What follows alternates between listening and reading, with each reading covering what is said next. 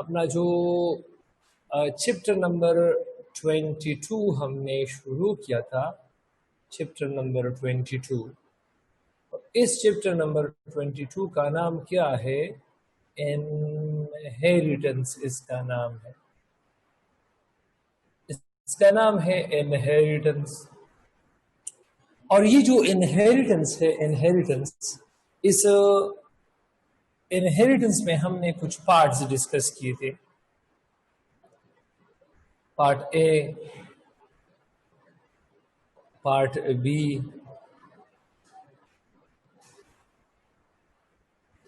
Part सी,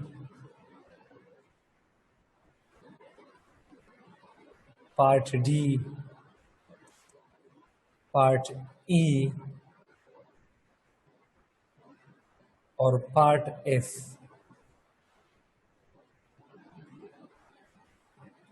अगर इसको आप पार्ट्स पे डिस्कस करोगे, एक्सप्लेन करोगे, तो ये आपके साथ इंतहाई आसान हो जाएगा। ये पार्ट ए हमने मेंडेलियन जेनेटिक्स डिस्कस किया था। मेंडेलियन जेनेटिक्स, और ये मेंडेलियन जेनेटिक्स हमने क्लियर किया था। पार्ट बी फिर हमने शुरू किया और वो था नॉन मेंडेलियन जेनेटिक्स। अब इस नॉन मेंडेलियन जेनेटिक्स में हमने इनकम्प्लीट डोमिनेंसी, कोडोमिनेंसी और ओवर डोमिनेंसी, ये हमने डिस्कस किया। पार्ट सी में हमने multiple allelic phenomena, ABO blood grouping और जो RH फैक्टर था वो हमने डिस्कस किया। पार्ट डी में हमने डिस्कस किया gene interaction. Remember, this is actually the interaction between two genes occupying different loci. और पार्ट ई में मैंने डिस्कस किया polygenic interaction. It is actually the interaction between more than two genes. Polygenic interactions, ये हमने discuss किया।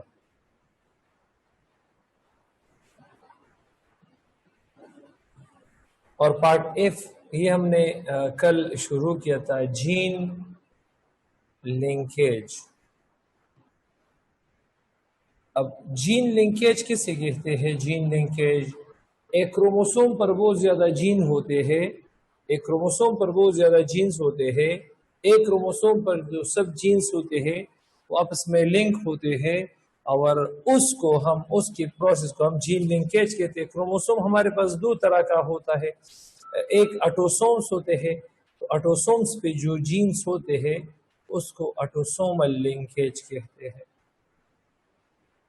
Autosome पे जो gene होते हैं तो उनके लिंकेज को हम ऑटोसोमल लिंकेज कहते हैं, और 6 क्रोमोसोम पे जो जीन होते हैं तो उसको हम 6 लिंकेज कहते हैं।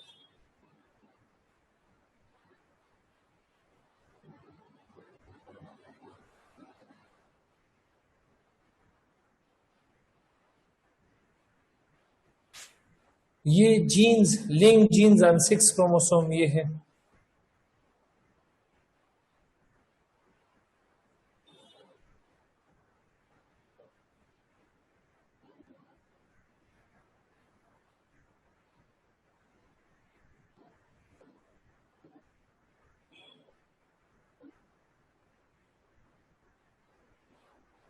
और ये क्या है? लिंक जीन्स ऑन ऑटोसोम है।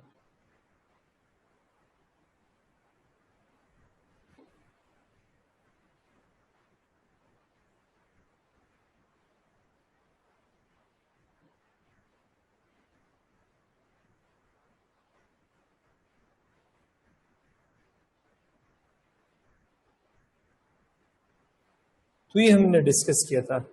इसके बाद अब इसमें तो काम बाकी है, और इसके बाद जो लास्ट पार्ट होगा इस चैप्टर का, पार्ट जी, तो वो होगा 6 लिंकेज। जो लास्ट पार्ट हम डिस्कस करेंगे तो वो होगा पार्ट जी, और पार्ट जी में हम डिस्कस करेंगे 6 लिंकेज को।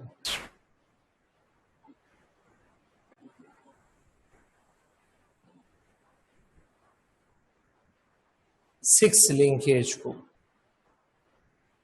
अब ये जो 6 लिंकेज है तो ये हम डिस्कस करेंगे। नंबर 1 इन ड्रोसोफिला,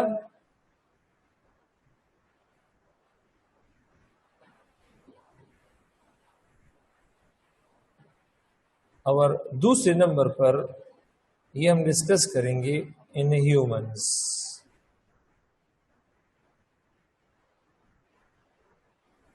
ये हम डिस्कस करेंगे। लेकिन आज जो हमारा टॉपिक है, जो हमारे टॉपिक्स बाकी है चैप्टर 22 के पार्ट एफ में जो टॉपिक है उसमें हम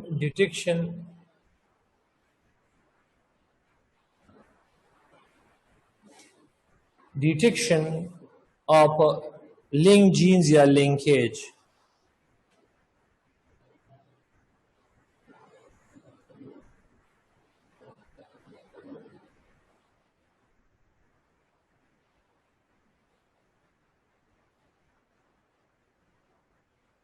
ये हम डिस्कस करेंगे। उसके बाद हम क्रॉसिंग ओवर डिस्कस करेंगे। क्रॉसिंग ओवर तो सबसे आसान टॉपिक है।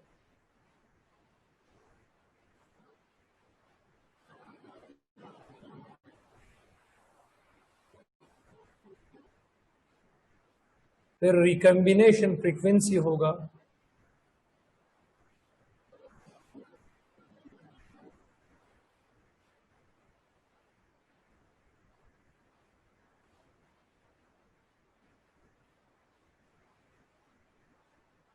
और उसके बाद जेनेटिक मैपिंग होगा।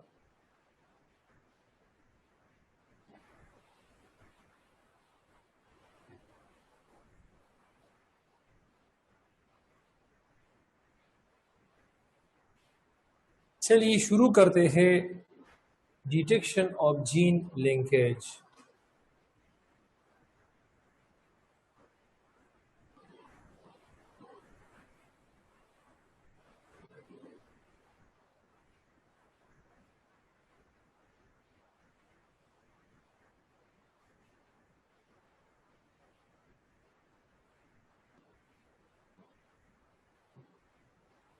अब डिटेक्शन ऑफ जीन लिंकेज ये जरा हम डिस्कस करते हैं कि ये हमारे पास क्या चीज है। इस प्रोसेस को 1910 में डॉक्टर T.H. मॉर्गन ने प्रेजेंट किया था। Doctor T.H. मॉर्गन ने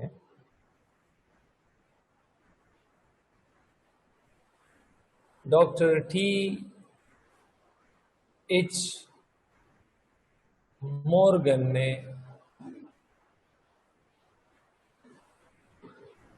डाई हाइब्रिड क्रॉस किया। डाई हाइब्रिड उसने यहां पर एक डाई हाइब्रिड क्रॉस किया था। डाई हाइब्रिड क्रॉस किया था ऑन ड्रोसोफिला। ड्रोसोफिला पर उसने एक डाई हाइब्रिड क्रॉस किया था, एक dihybrid cross. Doctor T.H. Morgan ने डाई हाइब्रिड क्रॉस किया था ड्रोसोफिला पर। तो उसने P1 में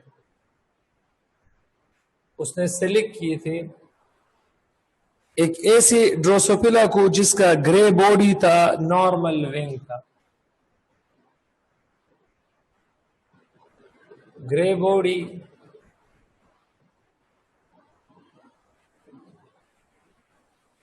नॉर्मल विंग। नॉर्मल विंग बड़े होते हैं, ग्रे बॉडी। उसने इसको क्रॉस किया था ब्लैक बॉडी वेस्टेजियल विंग।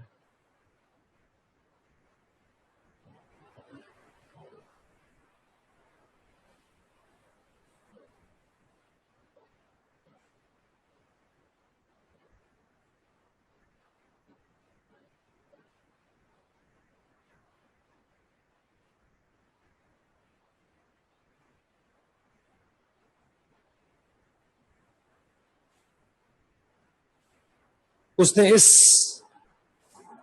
ये क्रॉस किया था।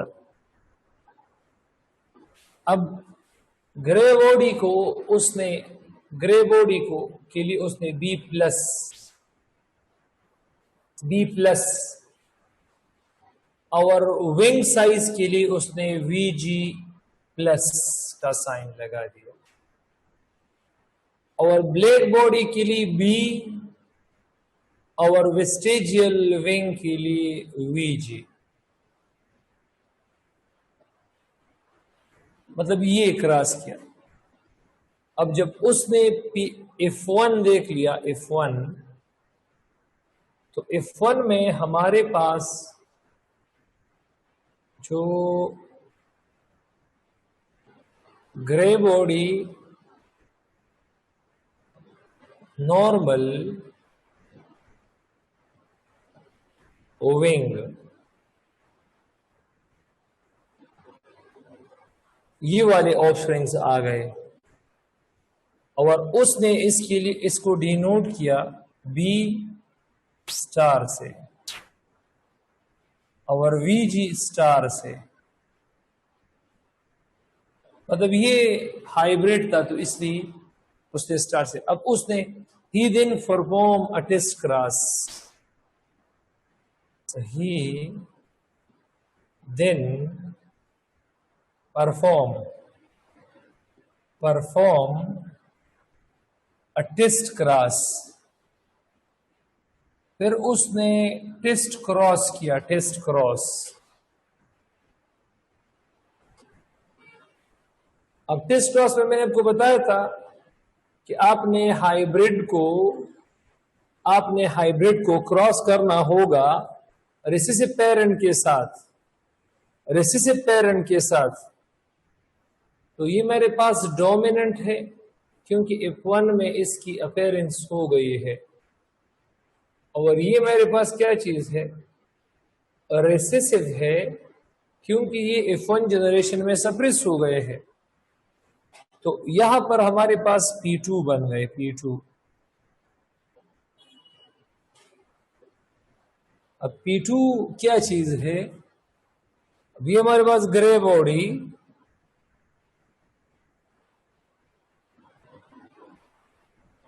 जो नॉर्मल विंग है,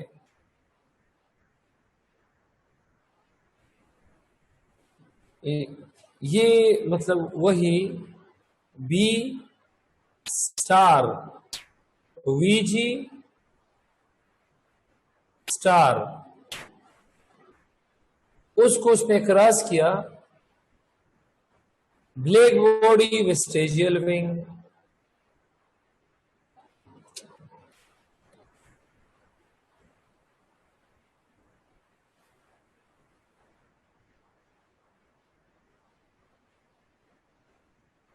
किसके साथ क्रॉस किया शाबाश? ब्लैक बॉडी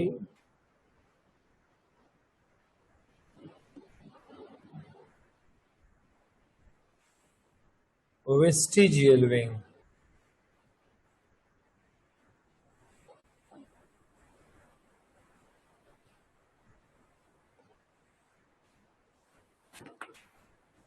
उसके साथ उसने इसको क्रॉस किया, और जब क्रॉस किया तो हमारे पास जो F2 है,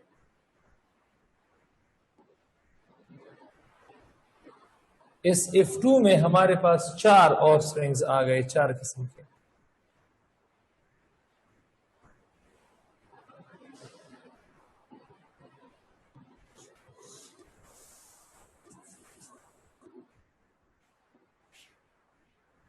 अब उसने मतलब फेनोटाइप्स को स्टडी किया। एक हमारे पास आ गई grey body normal wing, grey body normal wing. अस्सलाम वालेकुम। अगन दे रागले करा अबल दे रागले बिगान को करा वेदा को قسم لي بس अबल तगिनी زخو ما زخو وخدر ليش هذه تويك سكي وجيانه دي ما فسر فتي خدام او مستدير مكه سكي زي لا गाड़ी में रिश्ता सर बस उधर गए वो घंटे बैठो कैसे भोजन खाने ना गाड़ी दे ना मां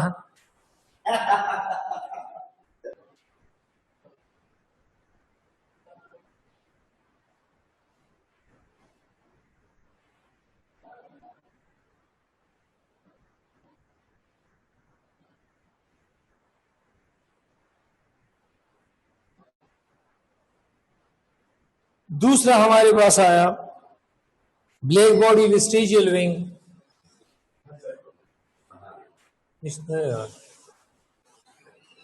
ब्लैक बॉडी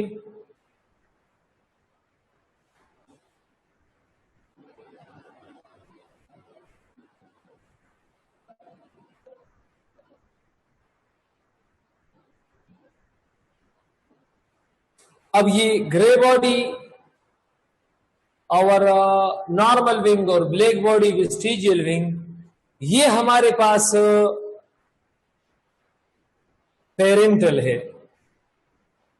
अब ये हमारे पास पेरेंटल है, ये हमारे पास पेरेंटल है। पेरेंटल, पेरेंटल का मतलब क्या है? अगर आप लोग देख लो तो P1 में भी हमारे पास ग्रे बॉडी नॉर्मल विंग है, ब्लैक बॉडी वेस्टिजियल विंग है, और P2 में भी grey body normal wing, black body vestigial wing.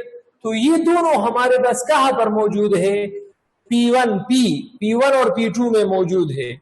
ये दोनों P1 में भी मौजूद है और P2 में भी मौजूद है। तो जो चीजें P1 और P2 में मौजूद होंगे पेरेंटल टाइप कहलाएंगे, और जो मौजूद नहीं है P1 P2 में तो उसको रिकम्बिनेंट कहलाएंगे। रिकम्बिनेंट, जिस तरह हमारे पास ग्रे बॉडी वेस्टिजियल विंग,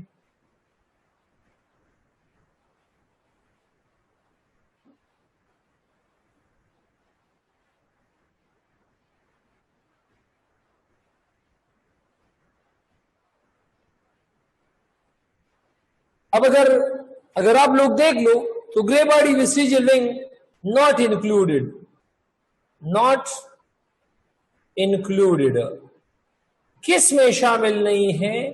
किस में शामिल नहीं है? Not included. और ये लास्ट वन जो है ब्लैक बॉडी नॉर्मल विंग,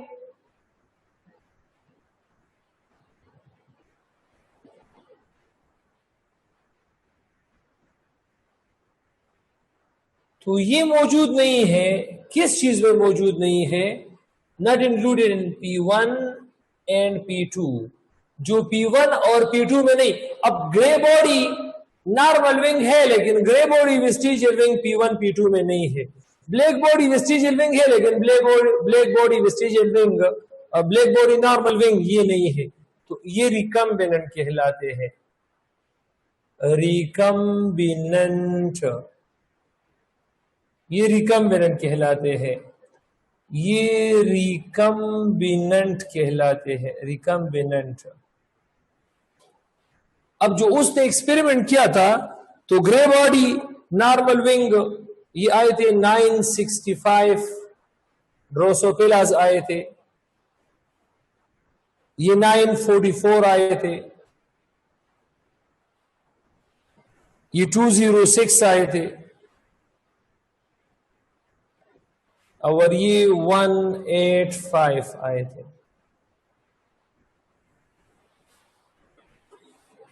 तो अगर आप लोग देख लो पेरेंटल ज्यादा आ गए हैं। पेरेंटल, अब इन दोनों को अगर आप लोग ऐड कर दो, इन दोनों को, तो ये 19 पेरेंटल टाइप 1909 आते हैं। और रिकम्बिनेंट्स को अगर आप लोग ऐड कर दो, इन दोनों को अगर आप लोग ऐड कर दो तो ये 391 आते हैं। 391 आते हैं। अब हमारे पास मोर पेरेंटल है, लिस रिकम्बिनेंट है। अगर मोर पेरेंटल लिस रिकम्बिनेंट हो तो ये हमारे पास इनकम्प्लीट लिंकेज कहलाता है। अगर हमारे पास मोर पेरेंटल आ जाए, अब यहां पेरेंटल टाइप F2 में कितने हैं? 1909, और रिकम्बिनेंट्स कितने हैं? 391 एंड लेस रिकम्बिनेंट्स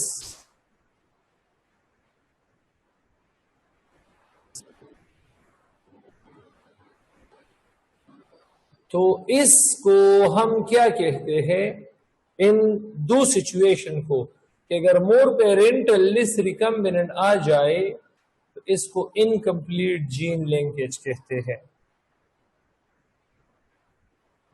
इसको इनकम्प्लीट जीन लिंकेज कहते हैं, इनकम्प्लीट जीन लिंकेज। अब इसकी रिकम्बिनेशन फ्रीक्वेंसी चेक कर लेते हैं। रिकम्बिनेशन फ्रीक्वेंसी आप 965 प्लस 944 प्लस 206 प्लस 185 इसको जमा करो 2300 आएगा, 2300। तो रिकम्बिनेशन फ्रीक्वेंसी चेक करते हैं। रिकम्बिनेशन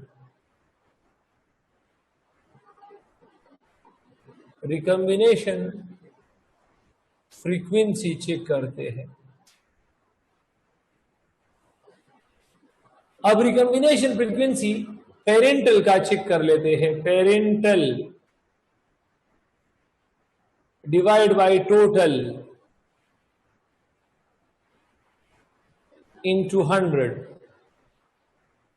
अब पेरेंटल है 1909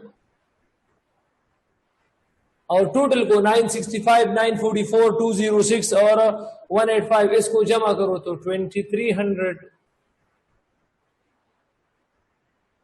इंटू 100। इससे आपके पास आएगा 83%। अब रिकम्बिनेशन फ्रीक्वेंसी चेक करते हैं। रिकम्बिनेशन फ्रीक्वेंसी चेक करते हैं।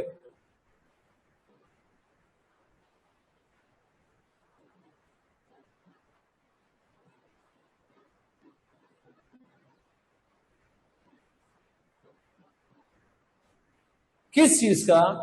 ये रिकम्बिनेशन फ्रीक्वेंसी हम चेक करते हैं रिकम्बिनेंट्स के लिए, रिकम्बिनेंट्स के लिए। तो रिकम्बिनेंट्स डिवाइड बाय टोटल इनटू 100। तो हमारे पास रिकम्बिनेंट 391 है, टोटल 2300 है। 100 के साथ मल्टीप्लाई करो, यू विल गेट 17%। तो मॉर्गन्स की prediction, Morgan's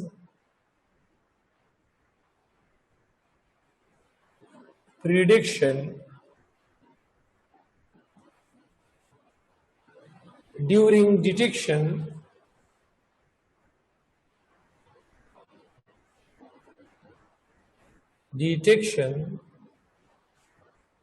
of gene linkage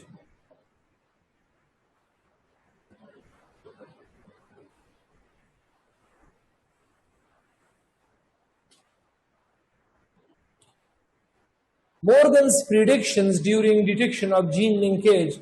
तो मॉर्गन के मुताबिक अगर हमारे पास all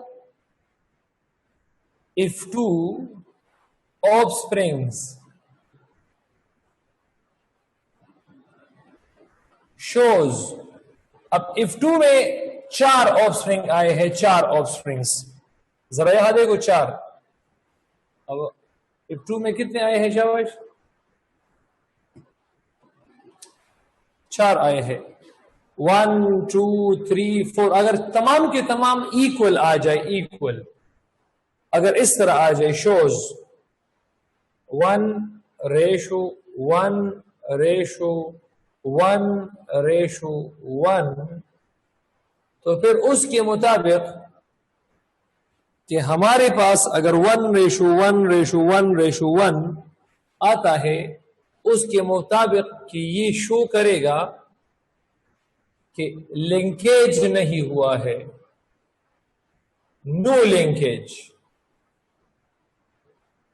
और उसने कहा था कि अगर ओनली पेरेंटल टाइप्स पैदा हो जाए,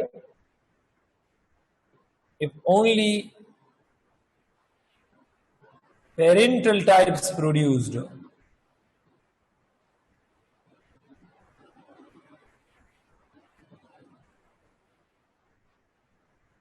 अगर सिर्फ और सिर्फ पेरेंटल टाइप पैदा हो जाए,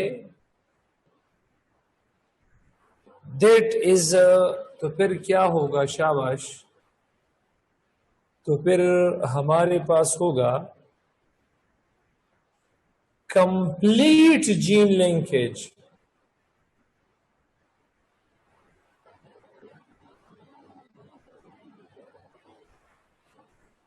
अब ये दोनों तो पॉसिबल नहीं। अब हमने जो क्रॉस किया है तो इसमें तो 1:1 पे नहीं आई, क्योंकि एक तो 965 आया था, 944 आया था, 206 आया था, और 185 तो से तो 1:1 पॉसिबल नहीं है, तो ये तो नहीं है। अब सिर्फ पेरेंटल तो नहीं आए हैं, पेरेंटल 83% आए हैं, रिकम्बिनेंट क्या है 17 रिकम्बिनेंट आए तो है, तो सिर्फ ये भी हमारे पास नहीं है। और तीसरा क्या था? इफ मोर रिकम्बिनेंट्स, उसके मुताबिक अगर रिकम्बिनेंट्स ज्यादा है, सॉरी, उसके मतलब अगर मोर पेरेंटल है लेस रिकम्बिनेंट है,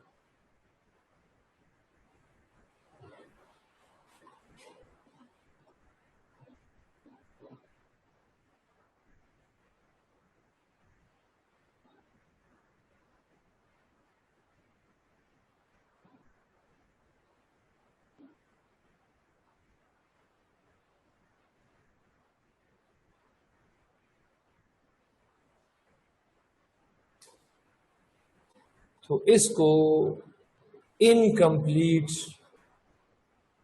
लिंकेज कहते हैं। तो ये तो इनकम्प्लीट लिंकेज था, इनकम्प्लीट लिंकेज, क्योंकि इस पे पेरेंटल ज्यादा आए हैं। पेरेंटल कितने ज्यादा आए हैं?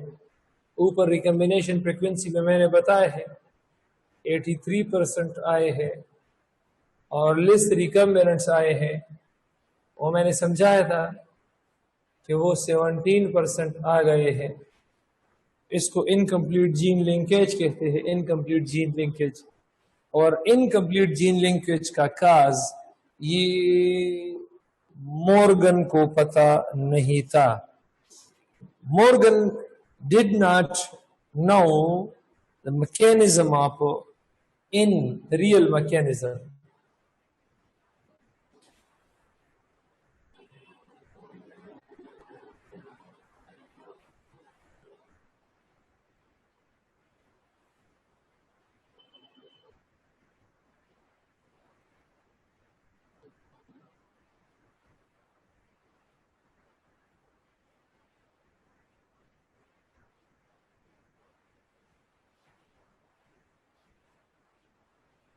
Because of why incomplete linkage, incomplete linkage क्यों हुआ है?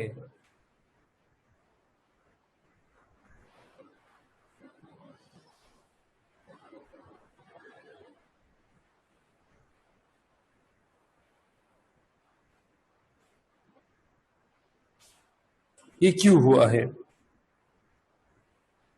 उसका एक स्टूडेंट था 1914 में, अल्फ्रेड इट्सटर्टीवन नाम था, और उसने एक्सप्लेन किया कि जो इनकम्प्लीट जीन लिंकेज है that's because of crossing over.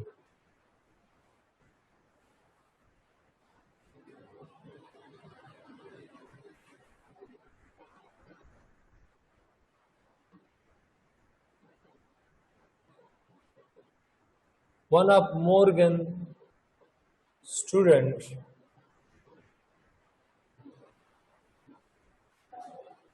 explains कि इनकम्प्लीट जीन लिंकेज क्यों होता है, कंप्लीट जीन लिंकेज क्यों नहीं होता, और नो जीन लिंकेज क्यों नहीं होता। तो one of the Morgan student, और मॉर्गन स्टूडेंट अल्फ्रेड इट्सटर्टीवन नाम था,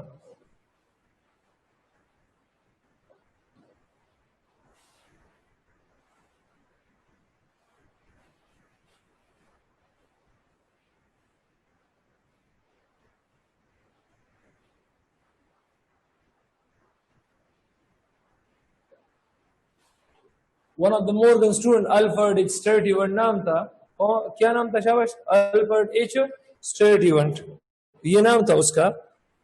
explains that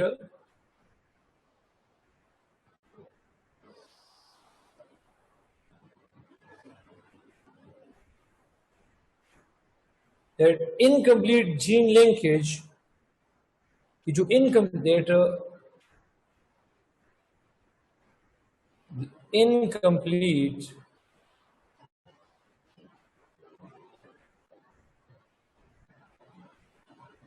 gene linkage is because of crossing over.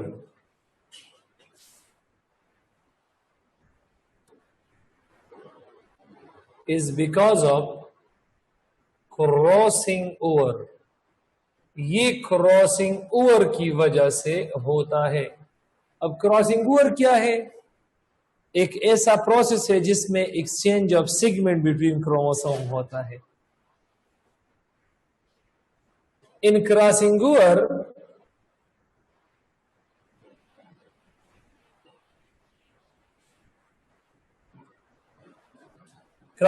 में क्या होता है? Exchange of segments between chromosome.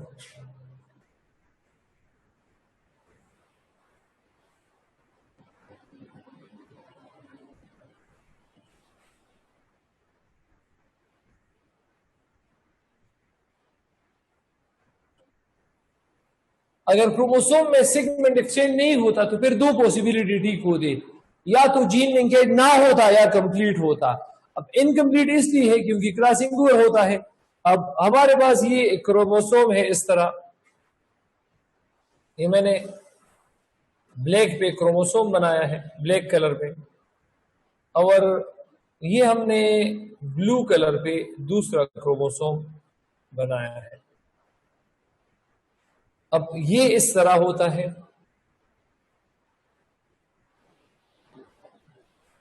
अब इस तरह होता है,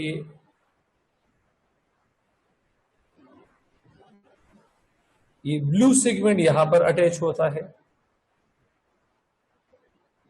और ये जो ब्लू क्रोमोसोम है ना, उसमें ये ब्लैक वाला सेगमेंट अटैच होता है इस तरह। तो इसकी ये जो ब्लैक में शेड कर रहा हूं, इसकी क्रॉसिंग ओवर होगा। ये जो पार्ट्स में शेड कर रहा हूं, मतलब इन क्रोमोसोम्स की क्या चीज हुई है? क्रॉसिंग ओवर हो गई। इसकी क्या चीज हो गई है? क्रॉसिंग ओवर हो गई। तो the exchange of segments between the chromosomes, तो ये हमारे पास क्या चीज है? ये हमारे पास है क्रॉसिंग ओवर। अब क्रॉसिंग ओवर के लिए general description for crossing over,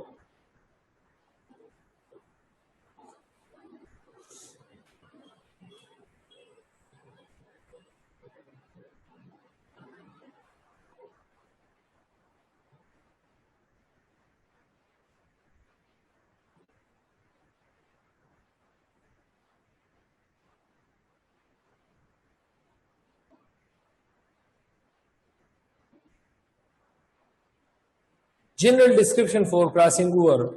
तो जनरल डिस्क्रिप्शन ये है कि जितना हमारे पास जीन्स दूर लोकेट होंगे तो उसकी क्रॉसिंग ओवर की प्रोबेबिलिटी ज्यादा होगा।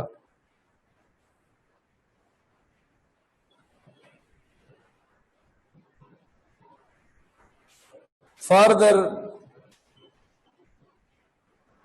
genes has more या high probability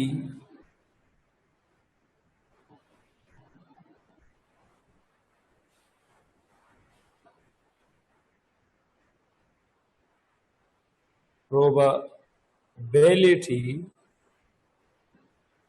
ratio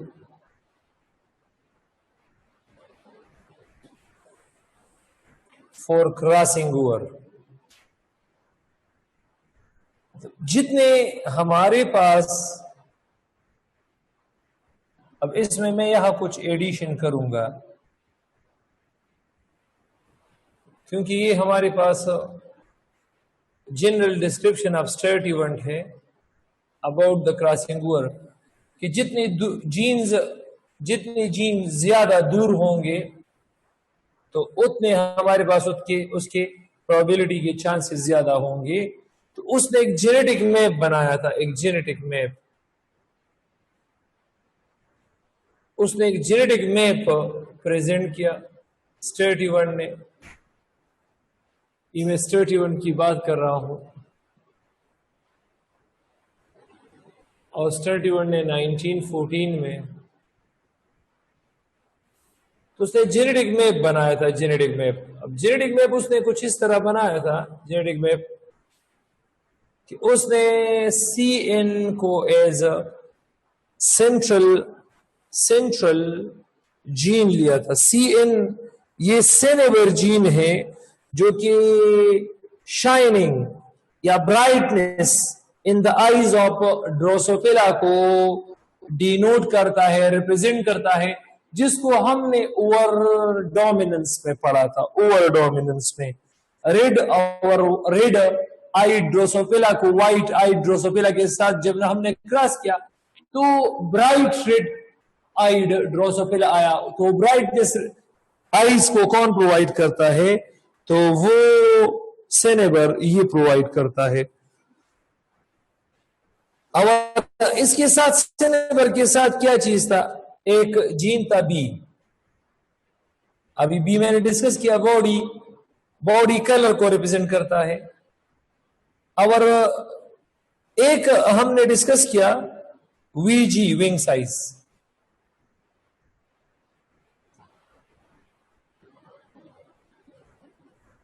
वीजी, अब जब उसने मतलब डिस्टेंस को नोट किया, डिस्टेंस को, तो CN और B इसके दरमियान जो रिकम्बिनेशन फ्रीक्वेंसी था, रिकम्बिनेशन फ्रीक्वेंसी, तो ये हमारे पास 9% था। और VG और CN के दरमियान जो रिकम्बिनेशन फ्रीक्वेंसी था तो वो 19.5% था। तो इसमें देखो, अब इस रूल पे आ जाओ कि द फार्दर अपार्ट जीन्स, इसमें जो प्रोबेबिलिटी है, प्रोबेबिलिटी ऑफ क्रॉसिंग ओवर, मतलब यहां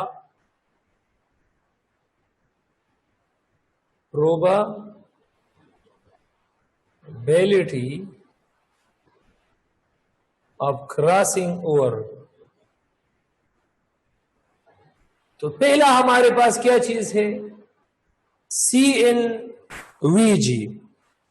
इसकी प्रोबेबिलिटी CN एंड VG, इसकी प्रोबेबिलिटी मतलब ज्यादा होगी क्योंकि इसमें डिस्टेंस ज्यादा है। और ये दूसरा जो हमारे पास दूसरे जो हमारे पास है B एंड CN,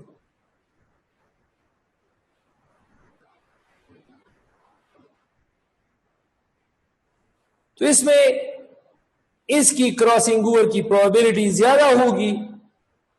यहां ज्यादा के लिए मैंने 3 टिक्स लगा दिए हैं, और इसकी कम होगी या नहीं होगी। तो ये CN VG प्रोबेबिलिटी इसकी ज्यादा होगी, B और CN की प्रोबेबिलिटी के चांसेस को कैंसल आउट करता है। ये इसकी प्रोबेबिलिटी के चांसेस को कैंसल आउट करता है क्योंकि यार इन दोनों की डिस्टेंस कितना है? 9.5%, और इसकी कितना है? शाबाश, 9%। तो ये इस तरह है, तो इसकी प्रोबेबिलिटी ज्यादा होगी और इसकी कैंसल आउट हो जाएगी। अब अगर आप बी और वीजी में देखो तो 9 और इसको जमा करो 18.5% आता है। 18.5% कितना आता है शाबाश। अब अगर इन दोनों को जमा करो तो 18, लेकिन अगर इसको और इसको अब देख लो तो ये 17% आता है। अब क्रॉसिंग ओवर ये कुछ डिस्टेंस कम करता है। ये कुछ डिस्टेंस क्या कम करता है, तो जरा ये मैं लिख देता हूं।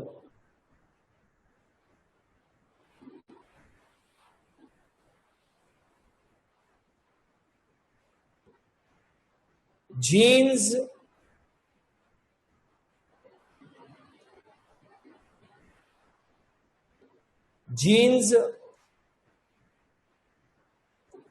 आफ्टर क्रॉसिंग ओवर, ये जीन जब क्रॉसिंग ओवर करता है, आफ्टर क्रॉसिंग ओवर, ये जब क्रॉसिंग ओवर करता है, रिड्यूसिंग ये कम करता है द टोटल सम डिस्टेंस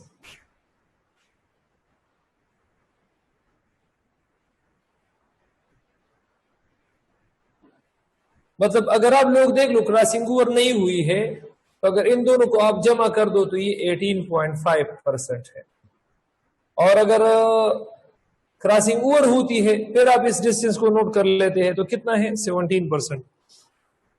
तो इसीलिए साइंटिस्ट क्रॉसिंग ओवर के बाद कुछ डिस्टेंस ऐड करते हैं मैप कंस्ट्रक्शन के दौरान। इस तरह 1 मैप यूनिट ये 1% के बराबर है और मैप यूनिट को हम सेंटीमोर्गन में हम आजकल मतलब डिनोट कर लेते हैं। 1 मैप यूनिट किसके बराबर है, 1 map unit equals 1%। 1 map unit किसके बराबर है, 1% के, and it is measured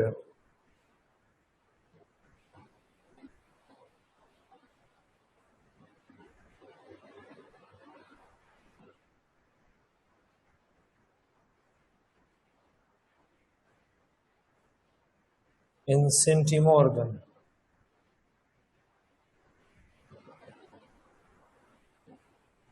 cm percentage के लिए हम सेंटी, और मॉर्गन ने इस काम को शुरू किया था क्योंकि उसने इसको कंप्लीट नहीं किया तो उसके शागिर्द स्टर्टीवर्ड ने इसको कंप्लीट किया, लेकिन उसने अपने इस काम को अपने टीचर को डेडिकेशन के लिए प्रेजेंट किया। तो ये क्या था हमारे पास, ये हमारे पास था detection of gene linkage, crossing over, recombination frequency and genetic map units. तो ये हमारे पास आई थिंक क्लियर होगा।